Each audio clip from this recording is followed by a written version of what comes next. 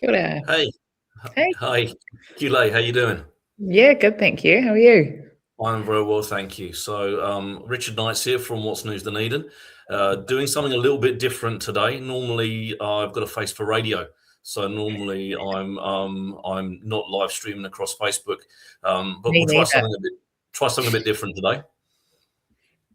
Awesome. So hopefully we've got a few people viewing in, and people will be asking questions a little bit later on. So we've got yourself here from 8 p.m. till 9 p.m. So it's opportunity for everyone who's out there online in Facebook to jump on and ask you some questions. But I'm going to ask you some questions first. Mhm. And I guess the first question, here you are, leader of Opportunity, the rebadged and renamed Opportunity Party from before. Yep. And I guess the first question I would probably have for you is why? Why would you put yourself put yourself through this? Yeah. Well, a few reasons. I've spent my career in the business world trying to help businesses operate more sustainably, have a positive impact on people and the environment, but also succeed commercially at the same time. And I've constantly come up against the need for government levers and systemic change to make, sustainable business the norm.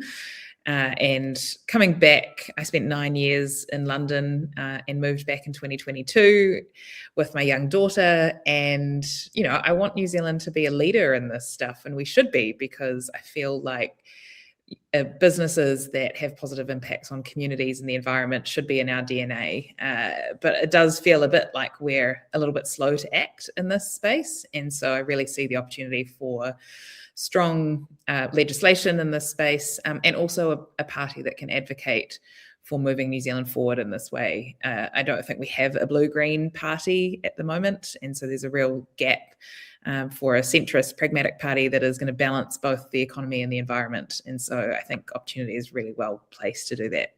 And I feel really grateful to be in this role. And I hear you are also running for local government, Richard. Yeah, for my sins, I've put my hand up for local council the last two times that the 2022 and 2025. I've consistently kind of like increased my visibility through, especially mainly through the What's News Dunedin Facebook group, and people that know me through that. We're at 23,000 people now, which is a fifth of the population of Dunedin. And we're currently, unfortunately, due to the death of Jules Radich, the unfortunate passing earlier this year, we're in the middle of the by-election. So we are now in the situation where there's 14 candidates vying for that other space, basically, that's opened up on the, not a great reason to be running, but still an opportunity to put myself forward, and do make my change. Give people the opportunity to and protect my opportunities for the vulnerable, and to protect those people that need a voice that potentially haven't got it. So I can see we're actually already getting some questions coming through from Yeah. the audience, which is fantastic, because it'll make my job so much easier. I won't have to think of stuff. So the first question we've got here from Margaret: would Opportunity support government grants for solar panels on residential properties? And this is particularly interesting to me, as I'm just looking at solar for my place, being a 2 EV car family. We've certainly started looking at this right now. Yeah, absolutely. And this is so topical at the moment with everything that's happening in the Middle East and globally. Obviously, with fuel prices spiking, electrification makes even more sense than it already did. And, I think the economics already stacked up. But the reality is that it's still a big upfront cost for people. So, it can cost around $10,000 to install solar panels on a house, and that's totally out of reach for a lot of New Zealanders. So our approach to this is actually to support the Ratepayers Assistance Scheme, which is an extremely low-cost loan to support with that installation cost, and then that can be paid back over a really long period of time. So it's even more favourable than what some of the banks are offering. And actually, I was going to ask that question in comparison to what the green loans that a lot of them are offering. That's quite short term lending. You're talking about something that's actually longer term. Yeah, so the Ratepayers Assistance Scheme would be looking at 10, 20 years, paying that back over a really long period of time. And I think also the other challenge with the banks is that not everybody has access to getting those loans because of their income levels or equity levels in their home. So the Ratepayers Assistance Scheme is a much more equitable solution, but also doesn't go quite as far as subsidies. So we think, governments should step in with subsidies when the market isn't there. And actually with solar panels, the market is there. The economics do stack up. The average solar panel installation takes around 6 or 7 years to pay itself back in terms of, what you save on electricity fees, and probably even quicker now that the price of fuel is going up. So the Ratepayers Assistance Scheme is actually already a piece of legislation that's drafted, and we'd be really supportive of that being passed as soon as possible to give particularly low-income households access to those loans. So is that something the current government has in place? You're saying is already drafted? Yes, they are looking at it. I don't know whether it's something they'll prioritise before November. Obviously, we've got limited time until the election sort of campaign period. We've really got until August, and they've got some other big pieces of legislation, things like the RMA, that they'll want to be getting through. So, we have advocated for them passing that as soon as possible, the Ratepayers Assistance Scheme, but I'm not sure if it will. But it's something that we would pick up and push if we did get into Parliament. I posted on the page today because Dunedin Airport has just switched over to solar, and I said to me it's a no-brainer. We get great sun, even in little old Dunedin we get great sun. It just seems silly not to utilise that and be a little bit more self-sufficient, right? Yeah, absolutely. And I think we also have to think about batteries as well, long term, because we've watched countries like Australia go down this path, and the uptake on solar was really quick, but they missed a trick with batteries, and now the technology around batteries has advanced so much, and the cost has really come down as well. So the more that we can enable that much quicker, the better off our communities will be. Yeah, certainly looking at battery for the installation that I'm hoping to get at mine, because it makes so much sense, especially when you have a power cut, especially when you consider there's some fairly awful weather situations happening up north as we speak, and to be able to still have power would be, regardless, would be crucial for a lot of people. Yeah, and there's actually some really cool. So there's a cool company called Super Energy, which is installing solar and batteries on mainly school roofs, and that's becoming a battery for that community. And so, not every house necessarily has to have solar themselves, but you might be able to have a community sourced energy source like a school that could power that community if they get cut off from the grid, or if there's a major weather event that means they're disconnected for a few days. It's really about resilience and energy security. And it's going to become more and more important as things like these global fuel shocks and extreme weather events become much more frequent. Yeah, so I mean, if things like that we had with the war in Iran, they happen again, we're not putting ourselves in a position where we've got that resilience or that sustainability kind of thing going on. Got a question here from Greg Wilkinson. Should KiwiSaver be compulsory, given that the universal pension scheme is unsustainable? Yeah. Okay. This is a big question. We're getting right into some gnarly policy here. Getting right down and dirty on these ones. Absolutely. Yeah, Let's go. let's do it. So we're going to dive into tax. We're not even 10 minutes in. So our tax policy will be coming out in a couple of weeks. People will be very excited, I think, to hear. And I'm going to talk through it all. I won't take too long, but it sort of sets the scene for what we think about KiwiSaver. So our tax policy is made up of 3 components: the citizens' income, the land value tax, and what we call KiwiSaver 2.0, which is, just to kind of answer that question short and in brief, is essentially a compulsory 6+6%. So, employer pays 6%, employee contributes 6%, and that is a compulsory savings for adults. That takes a long time to implement, and what enables that is we would introduce the citizens' income. So that is a universal payment made to all adults of the age of 18, almost all adults. So there is a cutoff at really high income levels. And essentially, we already have a universal basic income for over 65s. That is essentially what our superannuation is. So this would be extending that to anyone over the age of 18. And then we essentially, there is essentially a means testing in our citizens' income. So if you earn over a certain amount, you don't receive it. What we would be proposing is that over time, we would extend that to over 65s as well. So if you were also in that bucket where you didn't receive the citizens' income under 65, you would also not receive it over. So we essentially would means test it. But then that would sit alongside the implementation of a compulsory KiwiSaver scheme. This would take 25 years to implement fully. And so that those people that aren't receiving it because of the means testing do have private, savings that they've managed to put away over a long period of time. And then the third bucket is the land value tax, which helps to pay for the citizens' income. So we think that, our tax system is pretty broken and needs some serious reform. And we've had multiple tax working groups over many years looking at this. Everybody knows that our aging population is a real challenge for New Zealand. And so we do need to make some big, bold moves, and they might take a few decades to implement. But we have to, the longer we delay it, the harder it's going to be. So how are you thinking you fund it? So that's through the land value tax. So that's the part of the policy, the third leg of the stool. And the land value tax is a small percentage on the value of the land of property paid every year. And we think that does a couple of things. We obviously have a huge challenge in New Zealand with our housing market. House prices have skyrocketed and wages have not kept up.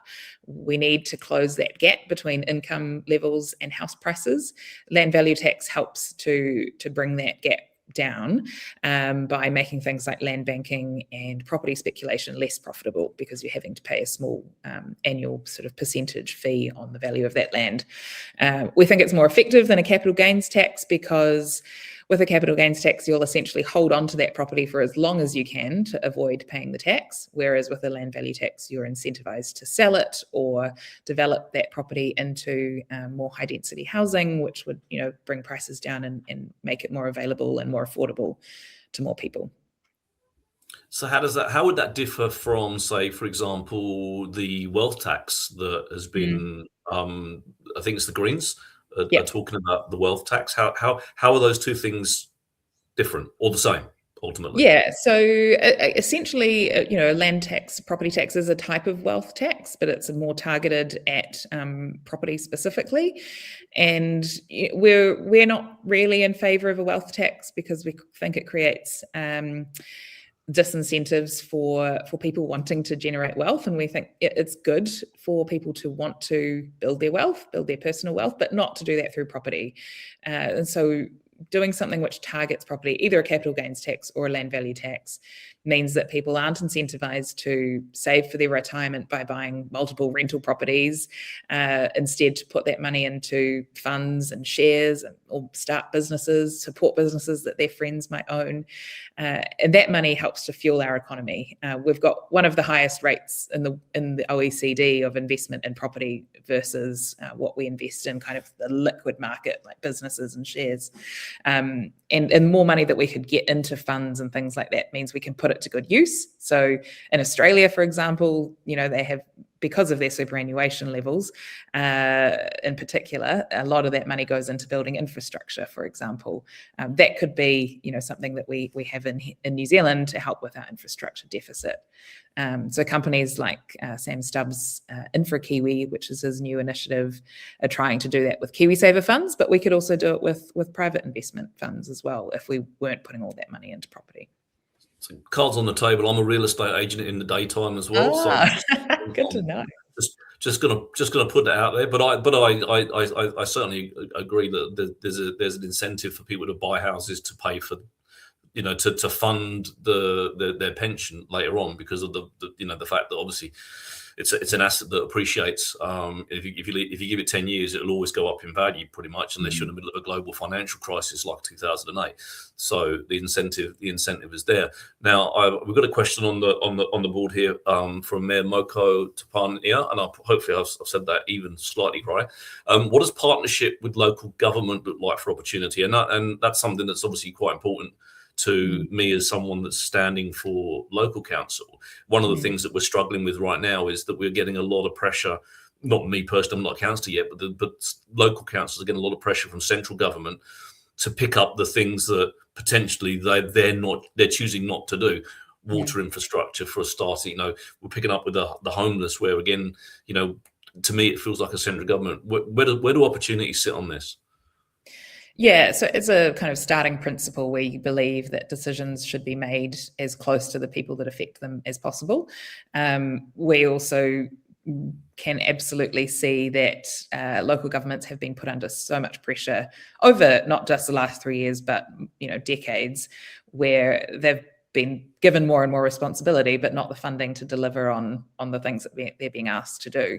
And so, I think if we were to look at the relationship between local and central government today and start from scratch, kind of do blank slate, we would probably design it a little bit differently. And maybe that's what we need to do, is go back to the drawing board about what kind of funding should local governments receive and what should they be responsible for, and those things need to be proportional. At the moment, the balance is out, and this government did kind of campaign a lot in 2023 on devolution, and there has been some devolution of responsibility, but not of funding. So yeah, we would like to see more of that support through funding given back to local government, whether that's through things like the city deals or return of GST to local governments. Yes, because as I say, it's certainly something that I've noticed as when I'm standing. It creates a very sort of angry animosity from the ratepayers feel very hard done by their council when their rates go up. And they blame council for so many things that happen within their local area, but they don't understand that actually that we're being tasked with more and more and more, and we're getting less and less and less. Do you agree with the position of the government at the moment to get rid of regional councils? I think that regional councils still perform an important role. I think there's probably, arguably there are some things regional councils maybe don't need to be responsible for, but particularly where it comes to environmental issues, where things don't stop at the border of a city, and so you need cities working together in a regional capacity to address things like predator eradication and things like that. And so the proposal from the current government, which I understand is sort of mayors working together, I'm not sure is going to be a good substitute for regional council, and other individuals taking on those roles. It's just putting more responsibility on the mayors, which, I don't think, it doesn't sound like they've really got capacity for. So the question is who's... Doesn't feel like they've got the bandwidth to me. Like genuinely, it's how do they find time? I know that our current mayor is working 7 days a week, and not every hour of every day, but it's like the calendar's full, right? Because you've got the social stuff outside of the business stuff, and it's like when do they find time to run a whole another council as well? Doesn't seem to make sense. We've got a question here from Philip Conroy. You've consistently pushed for tax reform, including shifting more of the burden into assets like property through things like land value tax. How do you stop that cost from simply being passed on straight onto renters, small farmers, and everyday Kiwis already stretched by rising living costs? Yeah, again, a complex issue that requires a lot of work. So evidence has shown that land tax doesn't necessarily just get pushed on to renters and households, because land is a finite resource, and so it's really driven by supply and demand. So alongside all of this, we would certainly push for more social housing being built, so we increase the housing supply at the same time. And I think, the land tax will also incentivize more high density housing. So if you've got a developer that's sitting on a big block of land, it's going to be in their interest, if they're getting charged a land value tax, to build more dense housing, so that they've got more properties per that piece of land, that they can split that land tax between. So ultimately, it actually makes that cheaper. It also makes house prices cheaper, because it does bring the value down, and so that will decrease rents as well. I think cost of living is another separate and huge issue, which we believe is the result of multiple governments failing to act on things. We really need to boost productivity and competition in New Zealand, so that we can grow our economy and people can enjoy higher wages and be able to afford the cost of living. That's another whole bucket of issues that we need to address. Do you have a policy around the duopoly of supermarkets that we have here? Because I'm coming from the UK, and you would have spent some time in London. When in London and the UK, like, there's so many supermarket brands that they are fighting their way to be the cheapest, not the other way around. And we have a very different situation here. Mm-hmm. Yeah, absolutely. And that's so we'll be releasing our productivity policy in May as well, following quickly after the tax. So people will see some stuff on supermarket competition in there. I think it is, about creating more competition, and also about incentivizing more local food, so prioritizing that for domestic use as well. It's baffling to me that we say that we can feed 50 million people with our exports, and yet 1 in 4 Kiwi kids don't know if they're going to get a feed tonight. Something's going wrong in our food system if we can't feed people in New Zealand at an affordable price. So we will certainly be tackling that in our productivity policy. There's a question here from Dylan Mark, and I'm gonna add to this one here. Is, would you work with Te Pāti Māori? And I had a question before: would you see yourself in coalition with National as well? So we've certainly say we will sit down and try to find common ground with anyone. All of the parties that are on the table, we will attempt to work with, if that's the position that we're in. We are a party that is focused on trying to find commonalities more than division, and so we absolutely need to walk the talk on that. In terms of Te Pāti Māori, they're obviously going through a bit of a turmoil at the moment and a challenging time. There is lots about Te Ao Māori principles that I really value and believe in, particularly working in the sustainable business space. I've seen countless businesses embrace Te Ao Māori and do very well, both commercially and from a sustainability lens, by adopting a lot of those principles. And so, I think that there's a huge amount of value of having that perspective strongly represented in our parliament and in government. Depends, we'll see what Te Pāti Māori looks like come November, and we will certainly try to work with anyone that we have around the table. When it comes to National, so likewise, we've said we'll work with either a National-led or a Labour-led government, and we think that it's really important to have a centrist party that can work with either side, because otherwise we just end up with this left block and a right block. And the whole point of MMP is that we're supposed to have different perspectives being able to work together in different ways. And if we were to pick a side, we would just be feeding into that flip-flop pendulum politics that we currently have. So I think the way that we would hold National accountable would be different from the way that we would hold Labour accountable.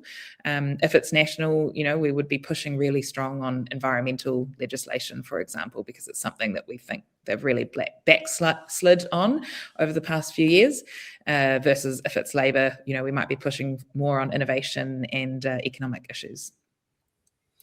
What about Winston First, as I call him? Oh, what? Yes. Quite frankly, we need a new kingmaker. As the saying goes, the country goes to vote, and then Winston decides who will be Prime Minister. And that is just not a pattern that I would like to see repeated again this year. It is quite frightening to see the numbers in their polls, and I think it demonstrates a lack of trust in institutions, that real anti-establishment movement, the whole populist movement that we've seen play out in the US and the UK.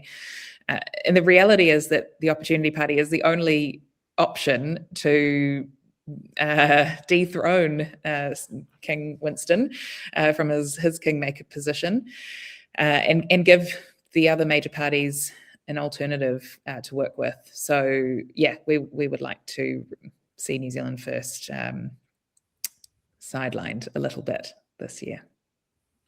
I don't disagree with you. I just find it crazy that that's what we have, is this kind of kingmaker thing. I like MMP, but it seems to still favour that left-right flip-flop that happens in systems that like in the UK, that don't have MMP. They don't have proportional representation of any description. It's first past the post, and he with the most gets the most. And I think it would be nice to see that being done differently. We've got a question here from Rachel Smith here. How will land value tax and local government rating mechanisms exist alongside or complement each other?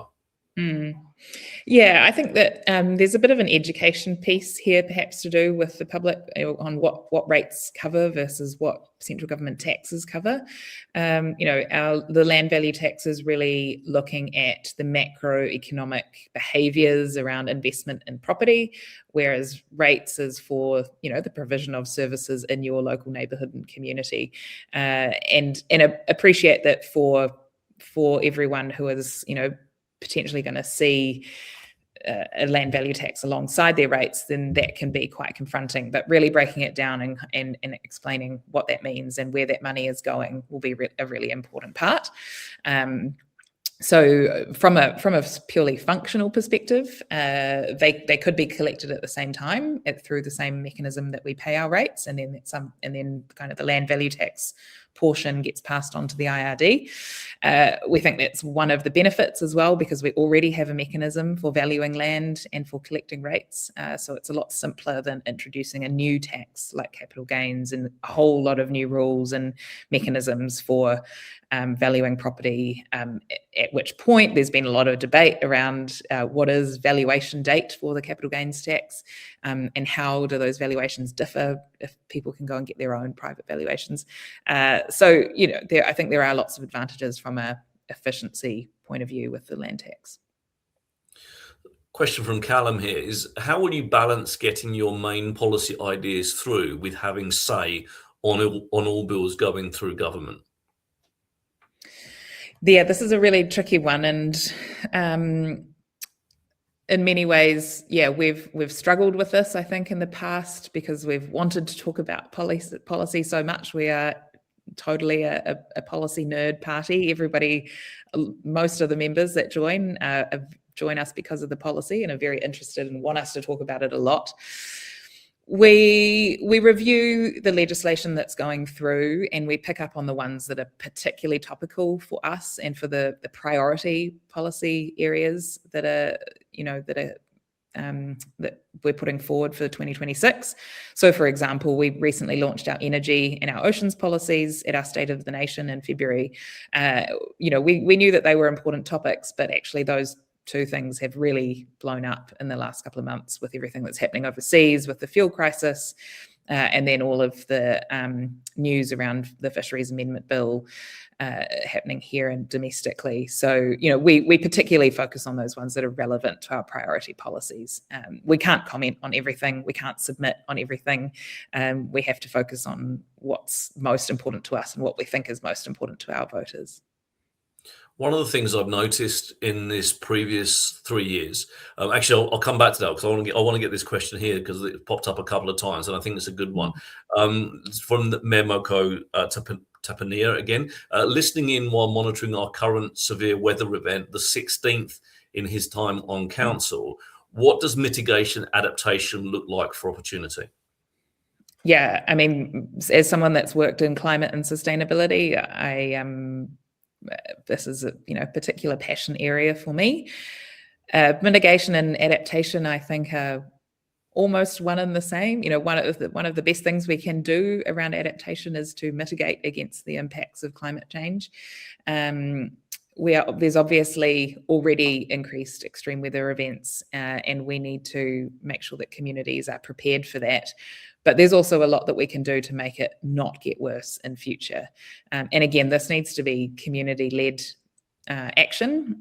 So a lot of councils are already doing really amazing work on adaptation. I would like to see more funding going into that, and more support being given to initiatives that are helping communities directly on the ground. We've seen the amount of damage that these things can do, and therefore the subsequent kind of waste of money and loss of time, where we have to clean up and prepare for the next one, and we need to get ahead and try and be more resilient in future.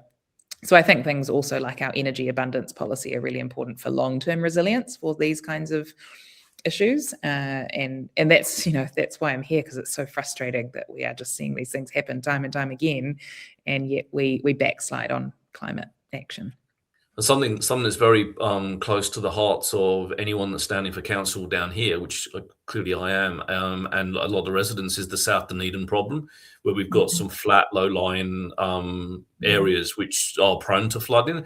They have infrastructure burden that has accumulated over years, over the last 100 years, that hasn't been addressed because of the fact that you've had previous councils kicking cans down the road when it comes to infrastructure repairs, renewals, upgrades, because they want to keep rates low, in order to be popular and get voted in for the next one.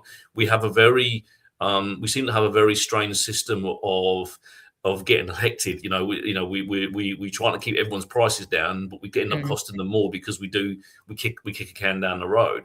And I heard you talk about more funding for that. Certainly South Dunedin, whilst there are some amazing initiatives going on to try and mitigate, manage, we need money in order to do that from a central government point of view. And it seems very difficult under the current structure to even get support for these initiatives that we're doing, and get any kind of like solidity around, okay, we will come in and support that. And to me, these sort of things should be partisan. They should be across. They shouldn't be political footballs. The same as health. What's your view on that? Yeah, I mean, we would put all of those things into the bucket of sector ideas that need long-term bipartisan support if we could. We're probably realistically only going to be able to get a couple of things, like maybe infrastructure, climate action, if we're in a coalition negotiation, for example, across the line as a bipartisan issue. But yeah, climate action was bipartisan, and then this government has stepped back on the Zero Carbon Act. I think it's about thinking long term. The role of government is to think about the next generation and how we are setting New Zealand up for success in the long term.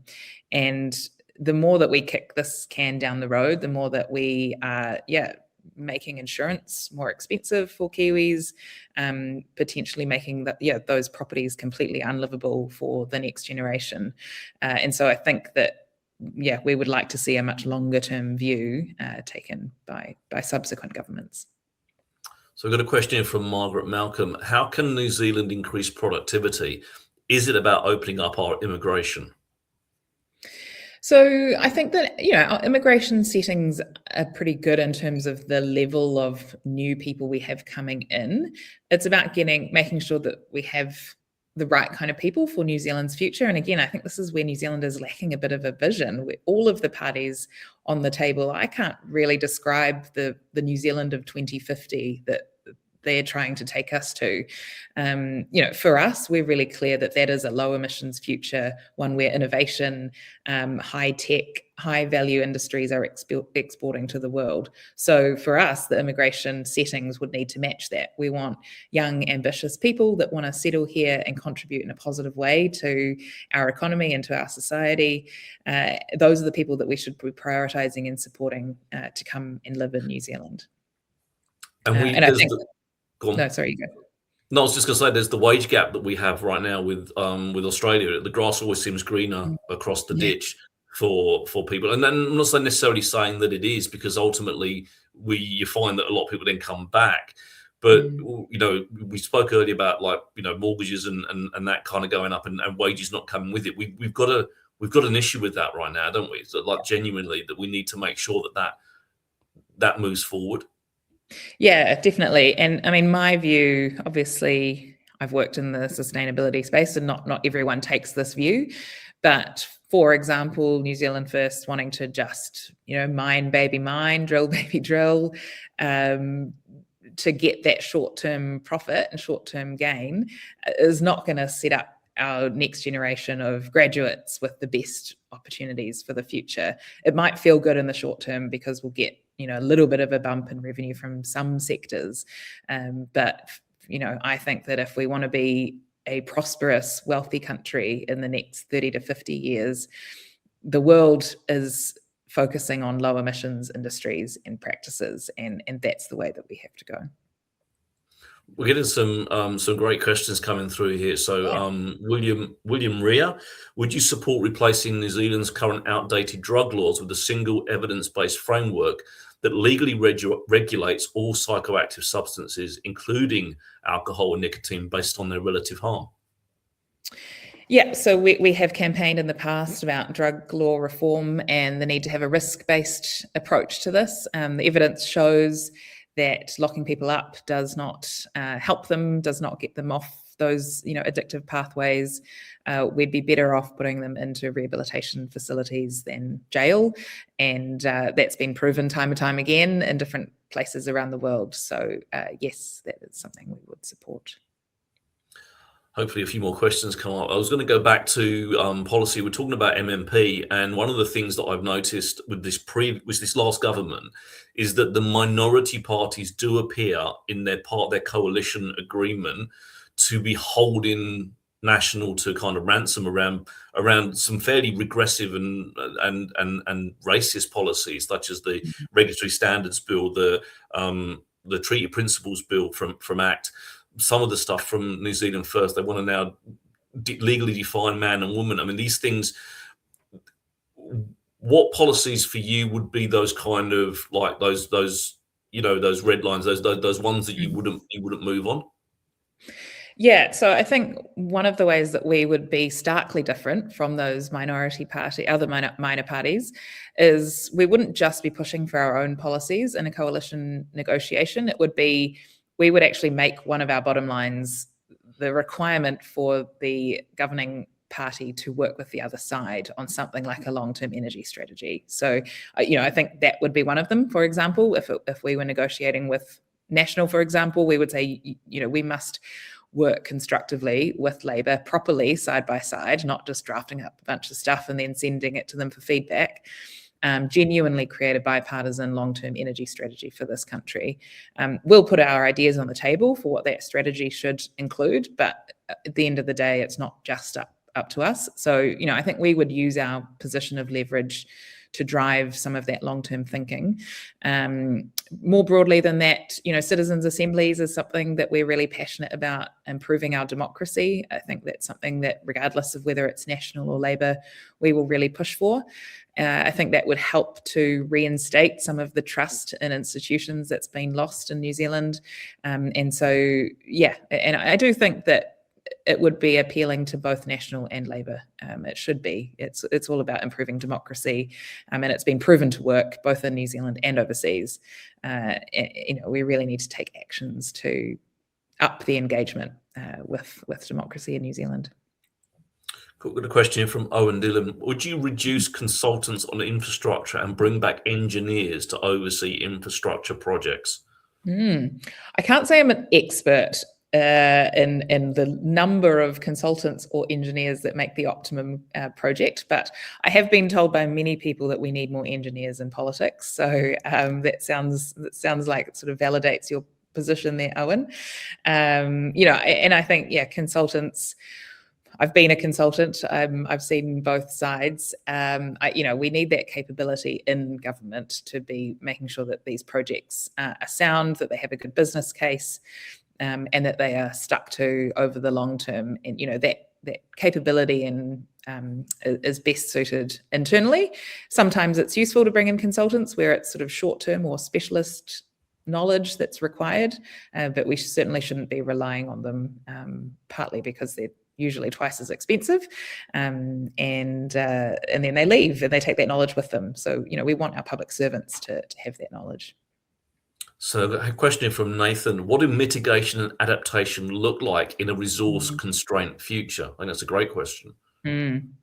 Yeah, and it's a real challenge that governments are going to have to grapple with over the next half a century to a century.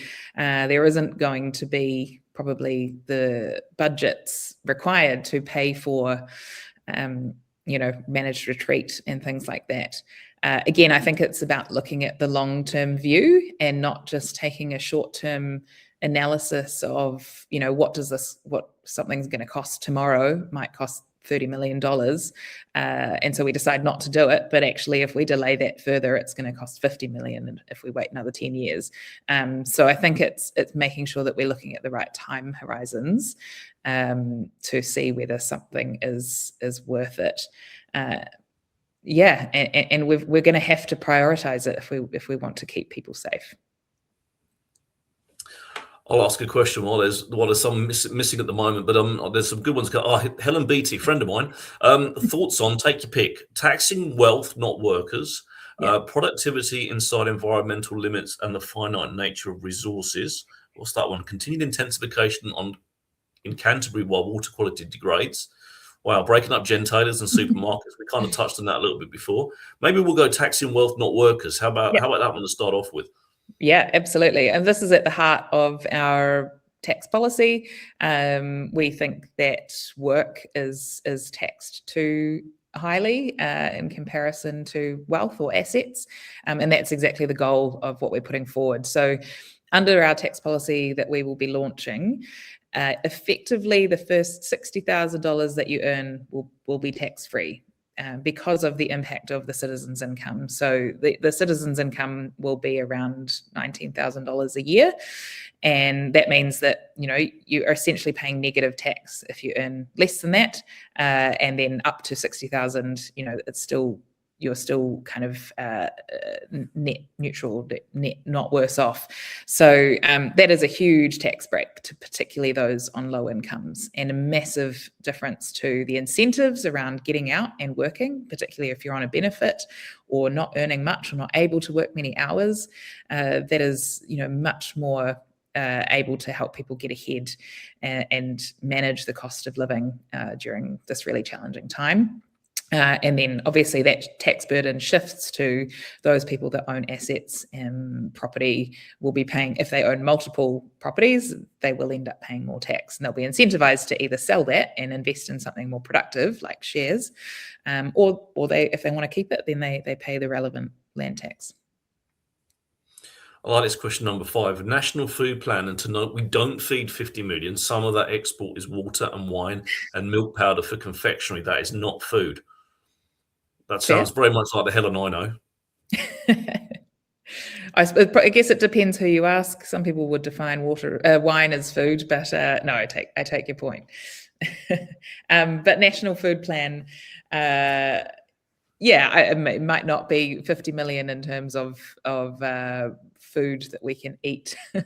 I can see she's put in a lol, so it might have been a bit of a cheeky question, but I think the argument still stands. With our Helen, wouldn't surprise me at all. But so I guess a question for you, and maybe I don't know if you can answer this for me, because this one has baffled me since I got to New Zealand. For 15 years I've been here, always baffled me. How is a leg of lamb cheaper in the UK? New Zealand leg of lamb cheaper in the UK than it is in the supermarket that I go and pick up my leg of lamb here. I do not understand, and I see Frontier are making billions and paying billions in dividends, and I'm not saying our farmers have got it easy or anything like that, but how can butter be cheaper in New Zealand butter be cheaper in the UK after it's travelled 19,500 k's than it is literally on our doorstep? Well, yeah, I mean, I can't say I know the exact answer to that, but butter, for example, I know is, that is traded as a commodity internationally. So there is a set price for that, and that's the argument that Fonterra makes, is that New Zealand has to pay the same as the rest of the world to make our butter. So then that kind of points to the supermarkets, the retailers again. Is it a margin that they're making that the margins of the supermarkets in the UK aren't as high? Yeah, I can't say I know the exact answer, but that's certainly where it points to. Yeah, and that again points back to the duopoly that that they've got there. So it's the question from Charles Widdicombe here, and I think this is actually a very good question. Which party do you think you'll gain most votes from, and why? I think it will come from two places, and I don't know which would be more, but I think this is the majority of our votes will come either from people who've voted National in the past and are really frustrated at their lack of action on environment over the past few years. We have had national governments in the past that have been much stronger on environmental issues, that have even worked in confidence and supply with the Green Party, for example, and that's certainly not been the case the last couple of years. So I do think there are some national voters out there who see themselves as blue-greens, and we become a viable alternative for them. And then likewise, I think there are some former Green voters who we would sort of describe as the James Shaw Greens, the kind of blue Greens from the Green side, that don't identify with the Green Party in its current form as much, and are also looking for someone who is going to further environmental issues and take a strong economic stance on some of these things as well. So, a question for me now: would you support bringing water infrastructure back as a central government thing? Because that's what Labour was trying to do previously, and it kind of got derailed by the whole co-governance and in my mind a racist element that wasn't actually pertinent to what was trying to be achieved. And then we got local water done well, which is no one's done it well since they changed the name, as far as I'm concerned. And we've seen rising costs again from a local council point of view. We've seen rising costs that we need to bring to our ratepayers, and they see that ratepayer bill and they're cursing councillors left, right, and centre. Would you support bringing that back as a central government thing? I mean, so correct me if I'm wrong, under local government local water done well, it's not completely central, is it? It's sort of region by region. There's nothing central at all about it. It's basically we can go and talk to the council next door and see if we can kind of come together and borrow some more money, but it's all about us borrowing and our and then ultimately there's no it's not central government in the slightest. It feels very much like passing the buck, but they're also telling us at the same time they're going to cap our rates so that we can't charge, but water's outside of that, so that you can charge much more for water. But it doesn't make a lot of sense to me as someone that is obviously interested in local council. And it's certainly becomes a local government thing. The central government are doing nothing other than facilitating that we can borrow at slightly better rates if we borrow en masse with say Canterbury, but we're choosing not to do that at Dunedin for City Council. For a start, we're going on our own. I think that there does need to be greater support from central government, and I think being able to. I mean, I come from Auckland, where we've always paid, or in my growing up, we've always paid for water, and I do think that creates the right behaviours, but that's a big shift for a lot of New Zealand, and so I'm seeing more central government support for that is important. So we've got a few questions. Let's have a look. Florence Reynolds, a few questions. What are your priorities in terms of climate change? How do you envision working with local councils and local communities to address climate and build resilience? And while you had a cup of sip of tea, I'm reaching for my cup of tea now as well. So mine's a bit cold now, but still good. My priorities in terms of climate change at a really national level, we would like to see our NDC put on the books, because I think that would really help to drive urgent action by subsequent governments, and we need to see that as a liability when it comes to 2050. That is a cost that we will have to bear, and we should be mindful of that so that we actually take action now. Sadly, money does drive action still for the majority of people, and so if we have that, if Treasury accounts for that on our books, we'll work a lot harder to mitigate by 2050. How would we support local communities? I think there's so much, when my time kind of working in sustainability before I jumped into this role, there is so much good stuff happening already at council level on climate mitigation and adaptation. And I guess reinstating some of that funding and support to enable, again, like I said earlier, we believe principally that decisions should be made as close to the communities that are affected as possible, and so driving some of that action, but also making sure that we have a network of information sharing and data sharing, so that we can learn what's working in one community and maybe apply it to others. As a techie person, this question appeals to me here. New Zealand cannot be taken seriously as a global tech exporter without a clear stance on blockchain, crypto, digital assets, and AI, which are rapidly being adopted worldwide. What is your official position, and how will you ensure we do not fall behind? Definitely a really important one. We are in the middle of developing this policy, so I don't have a whole bunch of details to share, but I can say that we will have something specifically on this. I think I agree, it's really important it's actually important for productivity, but also for security, and New Zealand having ownership of the development of technology here and having the skills and capabilities to ensure that we can support that kind of industry in New Zealand. Because if we don't, we will just be a receiver of that technology from the rest of the world. So I agree, it's really important for us to get ahead of it. So here's a good one here from Vaughan Luckman. How do you deal with the wasted vote narrative that has stopped a lot of potential voters from voting opportunity in the past? Oh, I think this is my favorite question. I probably answer it every day. And it is certainly a big hurdle for us. A couple of things on this. If you are someone who's frustrated with the status quo and have been for some time, then a vote for any of the current parties is a wasted vote, because we will just see more of the same, and we will get more of status quo for the next 3 years, and we'll be in the same position in 2029. So it's certainly, from that perspective, not a wasted vote to support a new party that is putting out ambitious ideas for the future. I've met lots of people who have said that they wanted to vote for us and then they didn't. They voted for someone else at the last election and they felt really disappointed because they did not get the outcomes that they wanted. And they felt ultimately like they did waste their vote. It does feel different this time. The momentum feels like it's building. And I think if all of those people that have wanted to vote for us in the past have the confidence to do it in 2026, we will easily clear the 5%. And obviously you're building to that at the moment, and the latest poll puts you at 4%, and you've still got plenty of time. But so for somewhere like Dunedin, right, where we've got a very strong Labour vote, right? So it's unlikely that Opportunity candidate will come into here and become the candidate vote. Is the best way to vote for Opportunity then to be given party vote, or is it still to vote for candidate and part? What would your, to anyone that is sitting and seriously considering you as a party, how would that vote look for you? Yeah, I'm very glad you asked, because absolutely the priority is the party vote. And you'll hear all of our candidates say that, including me. Party vote is the main vote that we are asking for.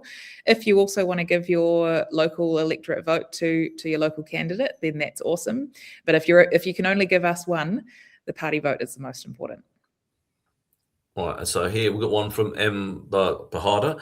What's the longest term plan you have for New Zealand? Ooh,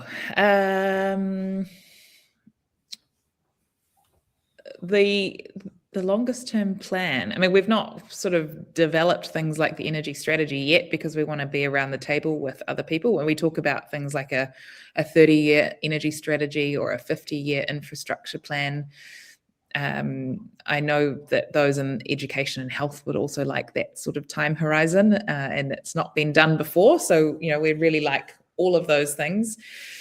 When I think about what does, for example, 2050 look like, one of the things that is sort of a symptom that I think would be a positive outcome of a system that we've created is that people are working less. because we've been able to harness the benefits of productivity to be able to be more efficient at our roles through the use of things like AI and technology. And we use that extra time that we have to spend more time looking after our kids, to engage in our communities, to engage in our democracy. I think that would be a really good outcome and a symptom of a really great society that we've created by 2050 if we're all working only for 3 or 4 days a week. Oh, that would be not, as a real estate agent, work 3 days a week would be bliss instead of 6. There you go. You could have an AI agent doing your job the other couple of days. Oh, I'm not sure. I'm not sure you can replace me with AIQ, to be completely fair. That's just, it's the personal touch when it comes to real estate. Sure. Do you think current government coalition parties have fairly represented the conclusions of the latest COVID commission? That's a great question. I do think that I wasn't here during COVID. I was living in the UK. And so I feel like I'm not fully well placed to comment on this. I certainly can say in those early days of COVID in London, it was really scary. And there were a lot of stories about how overwhelmed hospitals were. And I'm incredibly glad that New Zealand didn't get that bad. What that means for the length of how much lockdowns sort of went on at the tail end. Maybe there were different decisions that could be made, but yeah, there's some exaggeration. I'm sure they're sort of using it in the same way that all parties are using these kinds of reports to tear each other down instead of maybe learning the lessons. We would like to see sort of what could we learn from a positive, point of view from these experiences. I think that there are a lot of things that New Zealand did well, and I'm really grateful, particularly for my parents and my grandparents, that New Zealand acted the way it did. And I'd have to agree. I lost family in the UK. I lost friends in the UK because of their response. Yeah. And I don't think I genuinely don't think that because we did so well. I think it's very easy to be hypercritical of the response because you kind of feel like it was a nothing for us. Nothing. But actually, if we hadn't done the things that we did, it was going to be far worse. Yeah. Got a question from Charles Widdicombe. Party vote makes sense, but is there an electorate that you think you can go hard in and have a chance of getting in, perhaps on a local issue or something that's been neglected by the big parties? Yes. So funnily enough, Mount Albert, where I am standing, we think that there is a good chance to go hard there. So we will likely be running a 2-tick campaign. I think still primarily asking for the party vote, but realistically thinking we could also win the electorate. The reason for that is that it was really close at the last election. It's been a Labour stronghold for a long time, obviously, with Jacinda and Helen Clark, but they only held on to it by 18 votes in 2023.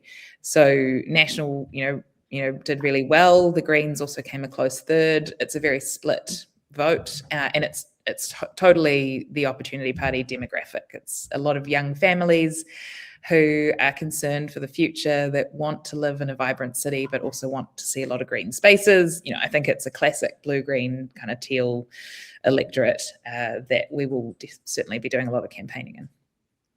So you said blue-green a lot today, and I will basically what does the perfect MMP government look like for Opportunity? That might put you on the spot, eh? That's getting me to tell too many secrets. No, honestly, it will be whichever of the major parties. For us, I think ideally it would be us and one other, just for simplicity, rather than having kind of 3 or 4 parties. So if it is either National or Labour, it will be whichever of those can raise their game enough that they match our ambition for New Zealand and where we want to take the country. So kind of balls in their court to lift their game. Fantastic. So we're going to get the last question as we're rolling into 9 o'clock from Tim Dorian. What do you think the biggest issues facing New Zealanders are at the moment, and what are Opportunity planning to do about it? Yeah, I mean, I think cost of living constantly comes up as the number one issue for New Zealanders, and I think that's accurate. That is the pain that Kiwis are feeling at the moment. Life feels hard. Even if you're on a good income, it still feels hard to afford to pay your rent or your mortgage, your grocery bill, send your kids to school, let alone do anything nice like go on a holiday or something. So, I think the economy is going to be a big issue this year. For us, I think that is exactly, just not to harp on about blue-green again, but I think that that's where a blue-green future is totally the opportunity for New Zealand. If we can harness that to grow GDP in a good way that actually looks after our environment, looks after our people, but also creates economic opportunities for young people to start businesses, and for those businesses to stay in New Zealand and the investment to be made in New Zealand. I think that we are painting a vision for that Kiwis can get behind. Fantastic. And we've run out of time. We basically just hit 9 o'clock. Something absolutely very new for me and What's News Dunedin today. So thank you for giving us the opportunity to have a chat with you. Any parting words before we draw the curtain on what is the first Facebook Live for my little social media group? No, that was awesome. That was my first Facebook Live too. So I'm very glad that it all went smoothly. And thanks for having me on. I would just say to people that, again, if you're sick of the status quo, then you got to vote for something different. Fantastic. Thank you, Q. Enjoy the rest of your evening. I'll let the tech guys wind us out of here. Otherwise, we'll be sitting here talking for the rest of the day. Yeah, perfect. Thanks, Richard. Take care. Thank you.